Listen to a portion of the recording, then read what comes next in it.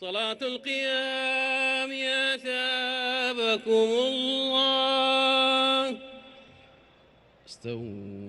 استووا أقيموا صفوفكم وسدوا الخلل. الله أكبر. الله أكبر. الحمد لله رب العالمين الرحمن الرحيم مالك يوم الدين إياك نعبد وإياك نستعين اهدنا الصراط المستقيم صراط الذين أنعمت عليهم غير المغضوب عليهم ولا الضالين آمين. بسم الله الرحمن الرحيم. تبارك الذي بيده الملك وهو على كل شيء قدير الذي خلق الموت والحياة ليبلوكم أيكم أحسن عملا وهو العزيز الغفور الذي خلق 7 سماوات طباقا ما ترى في خلق الرحمن من تفاوت فارجع البصر هل ترى من فطور ثم ارجع البصر كرتين ينقلب إليك البصر خاسئا وهو حسير ولقد زينا السماء الدنيا بمصابيح وجعلناها رجوما للشياطين وأعتدنا لهم عذاب السعير وللذين كفروا بربهم عذاب جهنم وبئس المصير إذا ألقوا فيها سمعوا لها شهيقا وهي تفور تكاد تميز من الغيظ كلما ألقي فيها فوج سألهم خزنتها ألم يأتكم نذير قالوا بلى قد جاءنا نذير فكذبنا وقلنا ما نزل الله من شيء إن أنتم إلا في ضلال كبير وقالوا لو كنا نسمع أو نعقل ما كنا في أصحاب السعير فاعترفوا بذنبهم فسحقا لأصحاب السعير إن الذين يخشون ربهم بالغيب لهم مغفرة وأجر كبير وأسروا قولكم أو اجهروا به إنه عليم بذات الصدور ألا يعلم من خلق وهو اللطيف الخبير هو الذي جعل لكم الأرض ذلولا فامشوا في مناكبها وكلوا من رزقه وإليه النشور أأمنتم من في السماء أن يخسف بكم الأرض فإذا هي تمور أم أمنتم من في السماء أن يرسل عليكم حاصبا فستعلمون كيف نذير ولقد كذب الذين من قبلهم فكيف كان نكير أولم يروا إلى الطير فوقهم صافات ويقبضن ما يمسكهن إلا الرحمن إنه بكل شيء بصير أمن هذا الذي هو جند لكم ينصركم من دون الرحمن إن الكافرون إلا في غرور أمن هذا الذي يرزقكم إن أمسك رزقه بل لجوا في عتو ونفور أفمن يمشي مكبا على وجهه أهدى أمن يمشي سويا على صراط مستقيم قل هو الذي أنشأكم وجعل لكم السمع والأبصار والأفئدة قليلا ما تشكرون قل هو الذي ذرأكم في الأرض وإليه تحشرون ويقولون متى هذا الوعد إن كنتم صادقين قل إنما العلم عند الله وإنما أنا نذير مبين فلما رأوه زلفة سيئت وجوه الذين كفروا وقيل هذا الذي كنتم به تدعون قل أرأيتم إن أهلكني الله ومن معي أو رحمنا فمن يجير الكافرين من عذاب أليم قل هو الرحمن آمنا به وعليه توكلنا فستعلمون من هو في ضلال مبين قل أرأيتم إن أصبح ماؤكم غورا فمن يأتيكم بماء معين الحمد لله رب العالمين الرحمن الرحيم مالك يوم الدين إياك نعبد وإياك نستعين اهدنا الصراط المستقيم صراط الذين أنعمت عليهم غير المغضوب عليهم ولا الضالين آمين بسم الله الرحمن الرحيم نون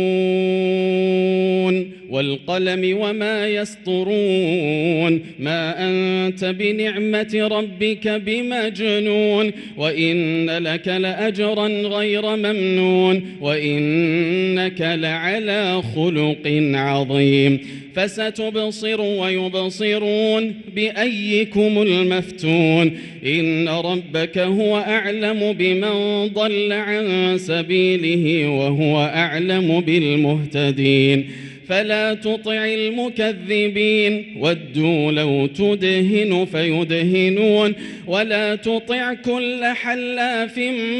مهين هماز مشاء بنميم مناع للخير معتد أثيم عتل بعد ذلك زنيم أن كان ذا مال وبنين إذا تتلى عليه آياتنا قال أساطير الأولين سنسمه على الخرطوم إنا بلوناهم كما بلونا أصحاب الجنة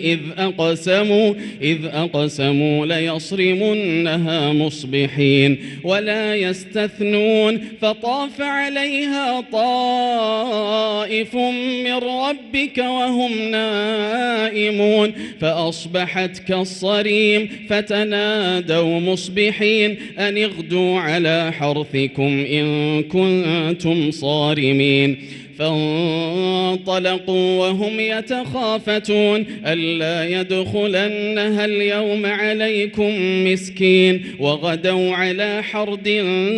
قادرين فلما رأوها قالوا إنا لضالون بل نحن محرومون قال أوسطهم ألم أقل لكم لولا تسبحون قالوا سبحان ربنا إنا كنا ظالمين فأقبل بعضهم على بعض يتلاومون قالوا يا ويلنا إنا كنا طاغين عسى ربنا أن يبدلنا خيرا منها إنا إلى ربنا راغبون كذلك العذاب ولعذاب الآخرة أكبر لو كانوا يعلمون إن للمتقين عند ربهم جنات النعيم أفنجعل المسلمين كالمجرمين ما لكم كيف تحكمون أم لكم كتاب فيه تدرسون إن لكم في فيه لما تخيرون أم لكم أيمان علينا بالغة إلى يوم القيامة إن لكم لما تحكمون سلهم أيهم بذلك زعيم أم لهم شركاء فليأتوا بشركائهم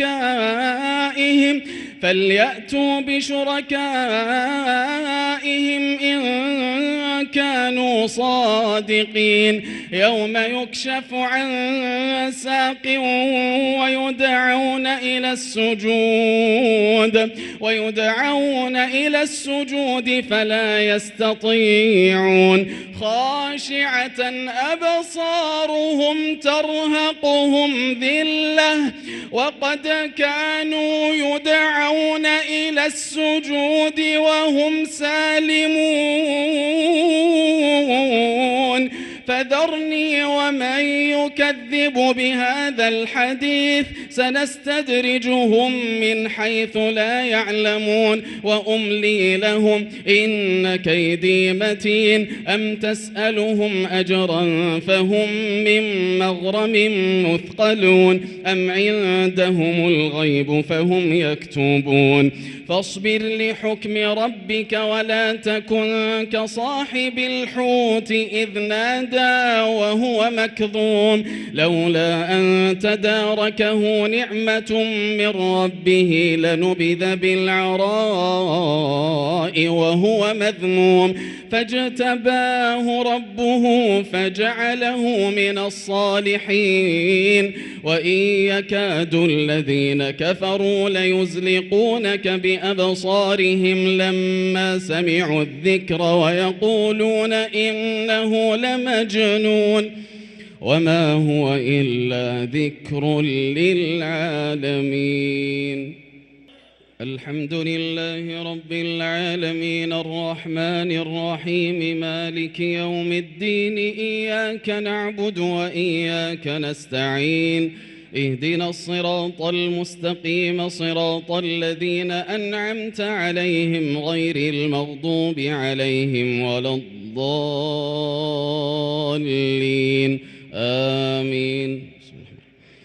الحاقة ما الحاقة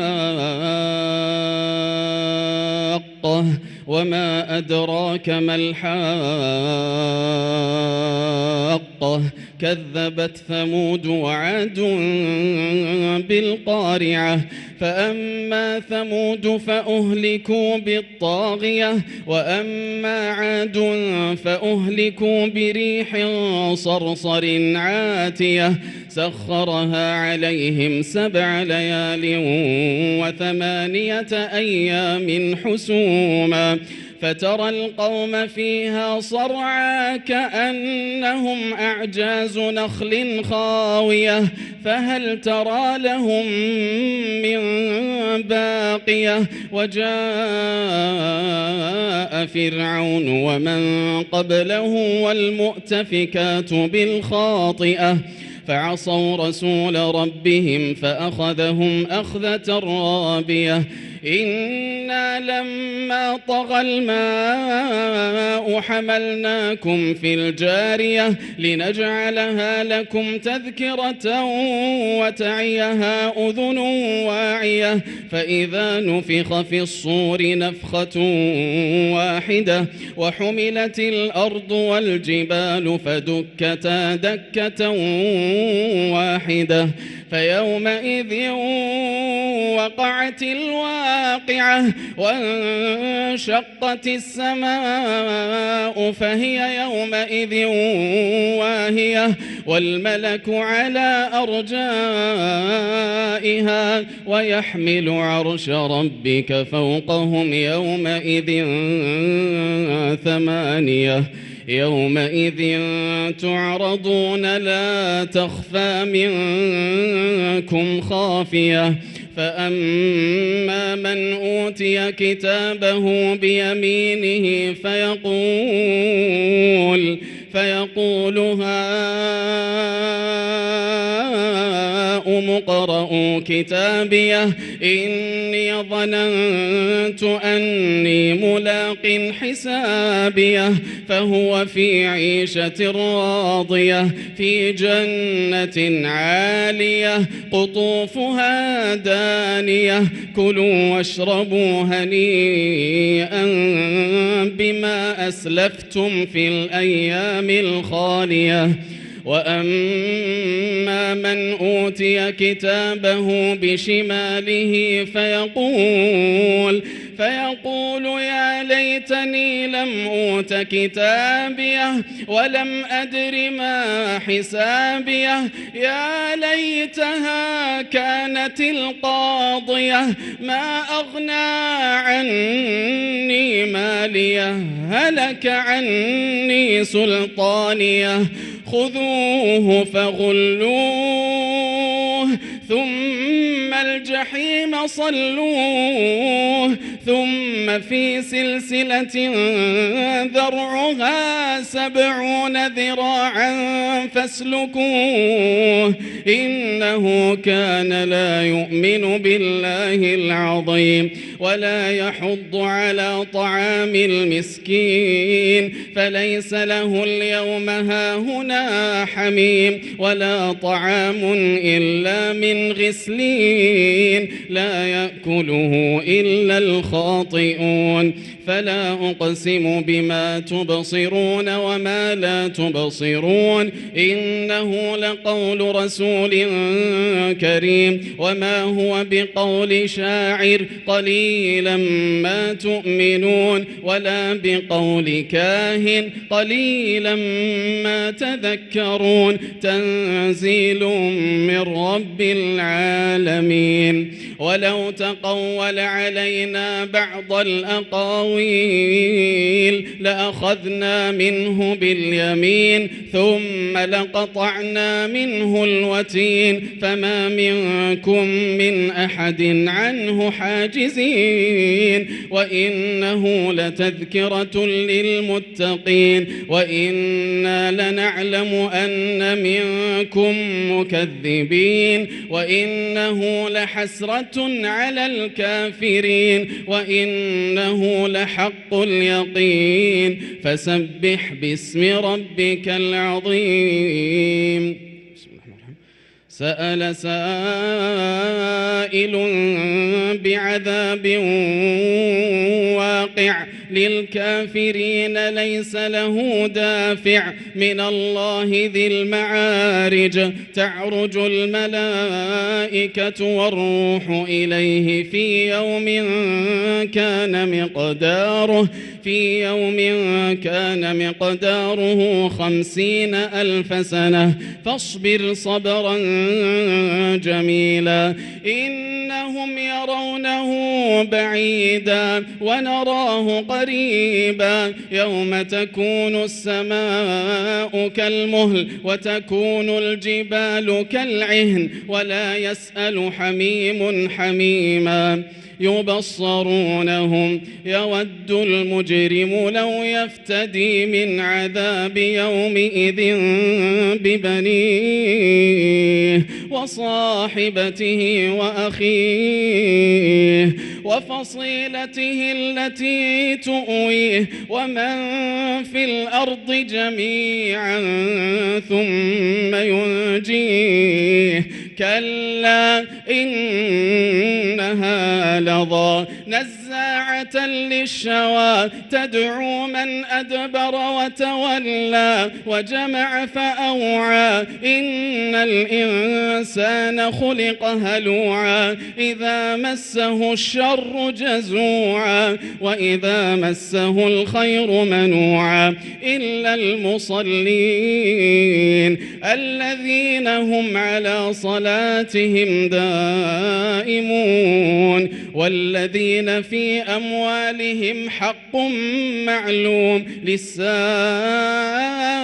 والمحروم والذين يصدقون بيوم الدين والذين هم من عذاب ربهم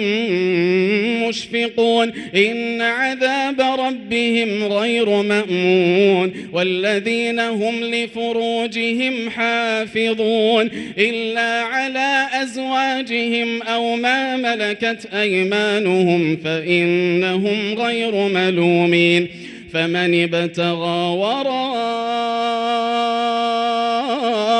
ذلك فأولئك هم العادون والذين هم لأماناتهم وعهدهم راعون والذين هم لأماناتهم وعهدهم راعون والذين هم بشهاداتهم قائمون والذين هم على صلاتهم يحافظون أولئك في جنات مكرمون فما للذين كفروا قبلك مهطعين عن اليمين وعن الشمال عزين أيطمع كل امرئ منهم أن يدخل جنة نعيم كلا إنا خلقناهم مما يعلمون فلا أقسم برب المشارق والمغارب إنا لقادرون على أن نبدل خيرا منهم وما نحن بمسبوقين فذرهم يخوضوا ويلعبوا حتى يلاقوا يومهم الذي يوعدون يوم يخرجون من الأجداث سراعا كأنهم إلى نصب يوفضون خاشعة أبصارهم ترهقهم ذلة ذلك اليوم الذي كانوا يوعدون الحمد لله رب العالمين الرحمن الرحيم مالك يوم الدين إياك نعبد وإياك نستعين اهدنا الصراط المستقيم صراط الذين أنعمت عليهم غير المغضوب عليهم ولا الضالين آمين إنا أرسلنا نوحا إلى قومه أن أنذر قومك من قبل أن يأتيهم عذاب أليم قال يا قوم إني لكم نذير مبين أن اعبدوا الله واتقوه وأطيعون يغفر لكم من ذنوبكم ويؤخركم إلى أجل مسمى إن أجل الله إذا جاء لا يؤخر لو كنتم تعلمون قال رب إني دعوت قومي ليلا ونهارا فلم يزدهم دعائي إلا فرارا وإني كلما دعوتهم لتغفر لهم جعلوا أصابعهم في آذانهم واستغشوا ثيابهم وأصروا واستكبروا استكبارا ثم إني دعوتهم جهارا ثم إني أعلنت لهم وأسررت لهم إسرارا فقلت استغفروا ربكم إنه كان غفارا يرسل السماء عليكم مدرارا ويمددكم بأموال وبنين ويجعل لكم جنات ويجعل لكم أنهارا ما لكم لا ترجون لله وقارا وقد خلقكم أطوارا ألم تروا كيف خلق الله 7 سماوات طباقا وجعل القمر فيهن نورا وجعل الشمس سراجا والله أنبتكم من الأرض نباتا ثم يعيدكم فيها ويخرجكم إخراجا والله جعل لكم الأرض بساطا لتسلكوا منها سبلا فجاجا قال نوح رب إنهم عصوني واتبعوا من لم يزده ماله وولده إلا خسارا ومكروا مكرا كبارا وقالوا لا تذرن آلهتكم ولا تذرن ودا ولا سواعا ولا يغوث ويعوق ونسرا وقد أضلوا كثيرا ولا تزد الظالمين إلا ضلالا مما خطيئاتهم أغرقوا فأدخلوا نارا فلم يجدوا لهم من دون الله أنصارا وقال نوح رب لا تذر على الأرض من الكافرين ديارا إنك إن تذرهم يضلوا عبادك ولا يلدوا إلا فاجرا كفارا رب اغفر لي ولوالدي ولمن دخل بيتي مؤمنا وللمؤمنين والمؤمنات ولا تزد الظالمين إلا تبارا الحمد لله رب العالمين الرحمن الرحيم مالك يوم الدين إياك نعبد وإياك نستعين اهدنا الصراط المستقيم صراط الذين أنعمت عليهم غير المغضوب عليهم ولا الضالين آمين بسم الله الرحمن الرحيم قل أوحي إلي أنه استمع نفر من الجن فقالوا إنا سمعنا قرآنا عجبا يهدي إلى الرشد فآمنا به ولن نشرك بربنا أحدا وأنه تعالى جد ربنا ما اتخذ صاحبة ولا ولدا وأنه كان يقول سفيهنا على الله شططا وأنا ظننا أن لن تقول الإنس والجن على الله كذبا وأنه كان رجال من الإنس يعوذون برجال من الجن فزادوهم رهقا وأنهم ظنوا كما ظننتم أن لن يبعث الله أحدا وأنا لمسنا السماء فوجدناها ملئت حرسا شديدا وشهبا وأنا كنا نقعد منها مقاعد للسمع فمن يستمع الآن يجد له شهابا رصدا وأنا لا ندري أشر أريد بمن في الأرض أم أراد بهم ربهم رشدا وأنا منا الصالحون ومنا دون ذلك كنا طرائق قددا وأنا ظننا أن لن نعجز الله في الأرض ولن نعجزه هربا وأنا لما سمعنا الهدى آمنا به فمن يؤمن بربه فلا يخاف بخسا ولا رهقا وأنا منا المسلمون ومنا القاسطون فمن أسلم فأولئك تحروا رشدا وأما القاسطون فكانوا لجهنم حطبا وأن لو استقاموا على الطريقة لأسقيناهم ماء غدقا لنفتنهم فيه ومن يعرض عن ذكر ربه يسلكه عذابا صعدا وأن المساجد لله فلا تدعوا مع الله أحدا وأنه لما قام عبد الله يدعوه كادوا يكونون عليه لبدا قل إنما أدعو ربي ولا أشرك به أحدا قل إني لا أملك لكم ضرا ولا رشدا قل إني لن يجيرني من الله أحد ولن أجد من دونه ملتحدا إلا بلاغا من الله ورسالاته ومن يعص الله ورسوله فإن له نار جهنم خالدين فيها أبدا حتى إذا رأوا ما يوعدون فسيعلمون من أضعف ناصرا وأقل عددا قل إن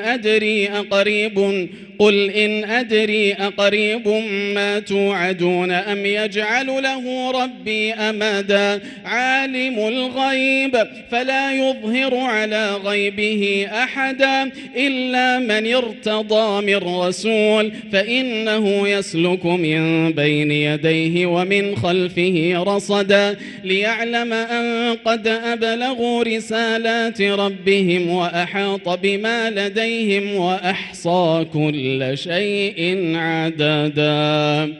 بسم الله الرحمن الرحيم. يا أيها المزمل قم الليل إلا قليلا نصفه أو انقص منه قليلا أو زد عليه ورتل القرآن ترتيلا إنا سنلقي عليك قولا ثقيلا إن ناشئة الليل هي أشد وطئا وأقوم قيلا إن لك في النهار سبحا طويلا واذكر اسم ربك وتبتل إليه تبتيلا رب المشرق والمغرب لا إله إلا هو فاتخذه وكيلا واصبر على ما يقولون واهجرهم هجرا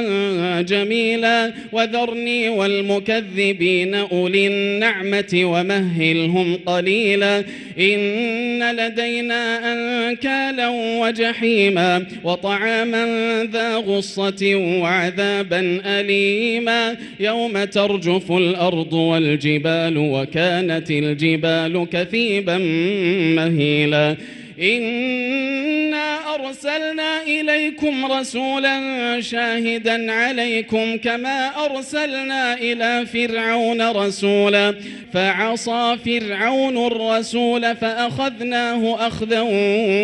وبيلا فكيف تتقون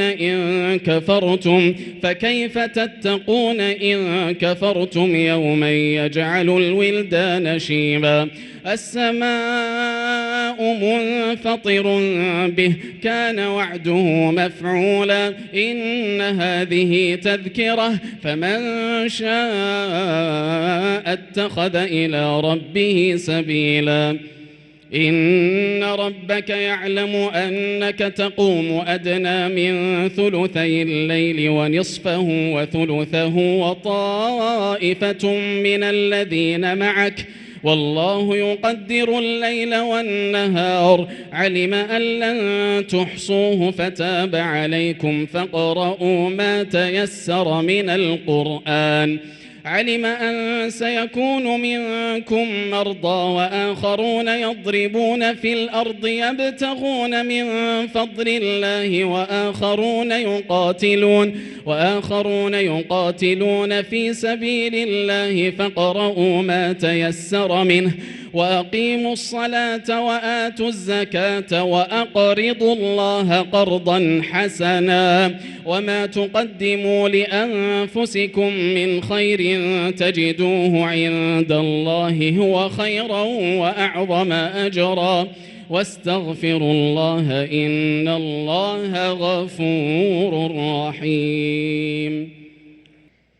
الحمد لله رب العالمين الرحمن الرحيم مالك يوم الدين إياك نعبد وإياك نستعين اهدنا الصراط المستقيم صراط الذين أنعمت عليهم غير المغضوب عليهم ولا الضالين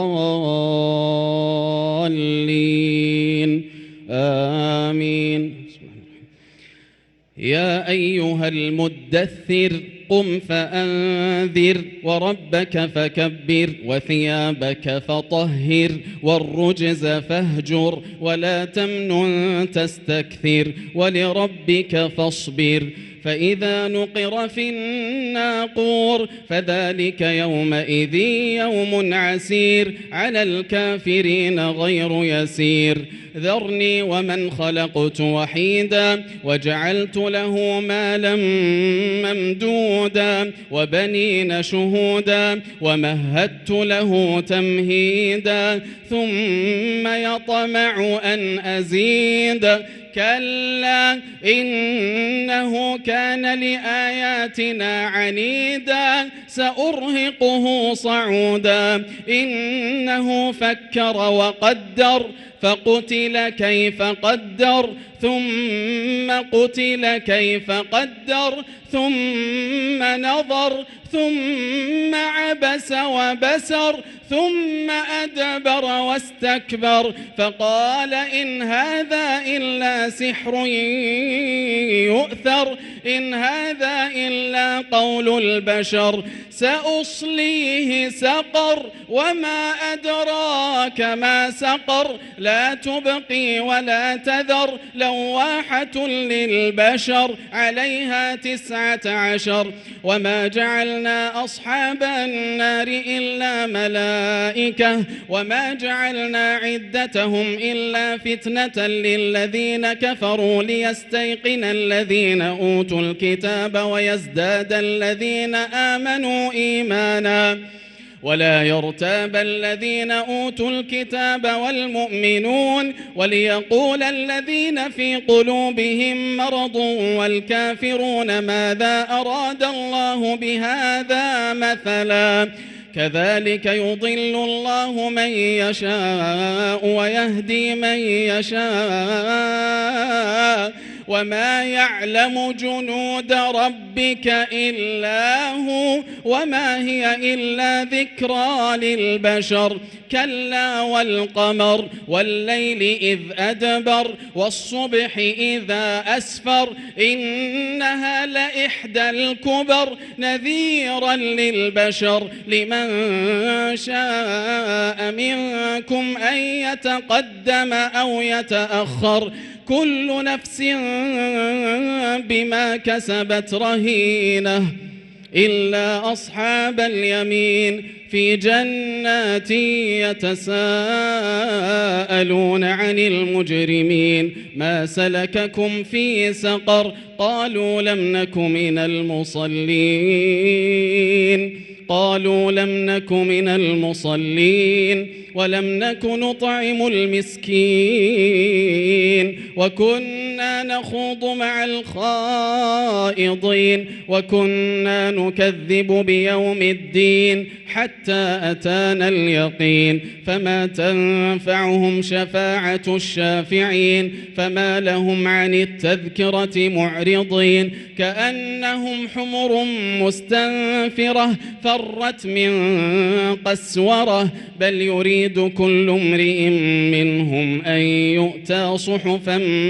منشرة كلا بل لا يخافون الآخرة كلا إنه تذكرة فمن شاء ذكره وما يذكرون إلا أن يشاء الله هو أهل التقوى وأهل المغفرة.